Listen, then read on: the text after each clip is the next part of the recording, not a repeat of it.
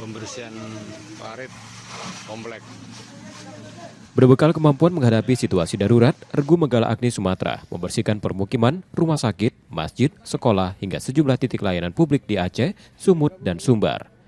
Mesin pompa, tangki air, serta peralatan tangan yang biasa mereka gunakan untuk memadamkan api, kini dipakai untuk mengembalikan kehidupan warga yang porak-poranda. Sebanyak 75 personil dari daerah operasi Sumatera Utara, Riau, dan Jambi dikerahkan. Selain membantu pembersihan, mereka juga menyalurkan logistik yang mereka miliki. Keikutsertaan tim ini sebagai bentuk keharusan moral.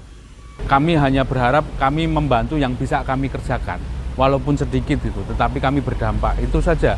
Menggala Agni sendiri kan sebenarnya pasukan pemadam kebakaran, pengendalian kebakaran gitu, tetapi kami melihat bahwa ada kebutuhan kemanusiaan yang harus kami lakukan dan harus kami kerjakan di depan mata kami, dan kami harus bertindak untuk melaksanakan itu.